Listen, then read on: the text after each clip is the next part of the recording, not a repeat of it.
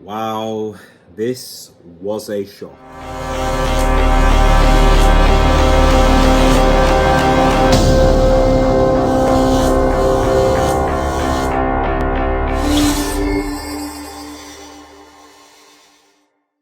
Or was it a shock?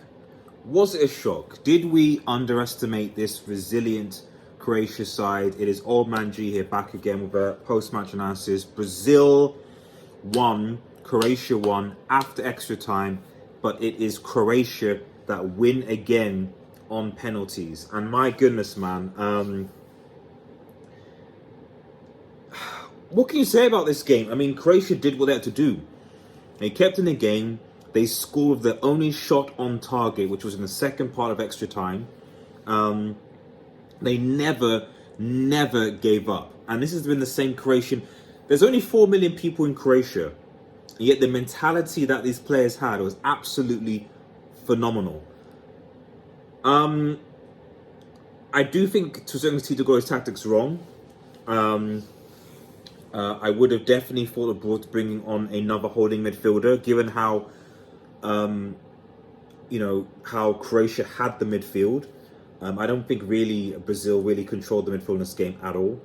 They struggled to break Croatia down. A lot of missed opportunities.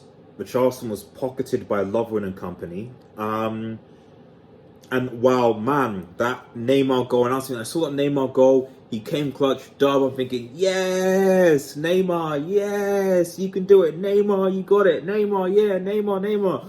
You did, you got it done. But this is the problem. And this is where game management comes in that you're 1-0 up. They should have managed the game for 15 minutes. They thought they won already. They were celebrating the pass, went through, blah, blah, blah. The thing is, Croatia went done. And if this Brazilian team had done their homework, they'd realized that Croatia were down against Japan. They were down against Denmark. They were down against England. They were down against Russia. They were down against so many teams at this period and still went on to win the games. They underestimated this Croatian side. They did. And shout out to the Croats. And when it came to penalties, I was like, Croatia won this. I already knew when it came to penalties that Croatia had won the penalty shootout. Because at the end of the day, these guys, they actually take good penalties. Like, actually proper, like, either inside of the post or, like, blasting it down the middle, which is how you should take a penalty. For anyone who... England or every team thinking about watching penalties, look at how Croatia take penalties. Imitate that. That's how you take penalties. The keeper saved goodness knows how many.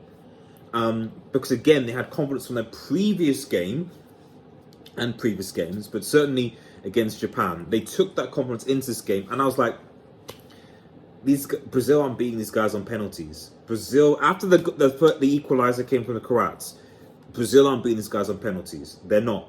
And Rodrigo misses. Marquinhos, who obviously the deflection for the equalizer, and then hit the post.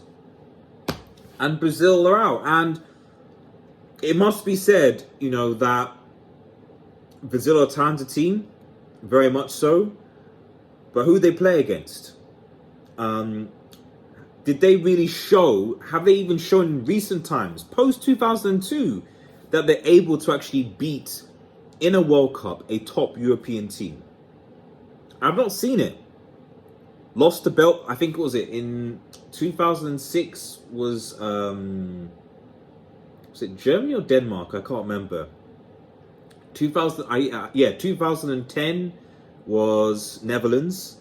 2014, Germany, 2018 was Belgium, and then they lose to Croatia. They're bossing it in the South American qualifying, but when it comes to facing top European teams, they've not been able to beat a top European team at a World Cup since 2002, man. So I genuinely feel, because I love the way the Brazilian, but I love the street football, I love it, but unfortunately or fortunately, we're in an age where football is about the team. It is about management. It is about strategy. That is where football is right now. And if you don't think that way, you're gifting yourself to opposition. So congratulations to Croatia. Hopefully We can see what they can do in the semi-finals. You never know. They might win a World Cup. But then if they do, where do you rank Luka Modric, who had another fantastic game today? Thoughts, comments below.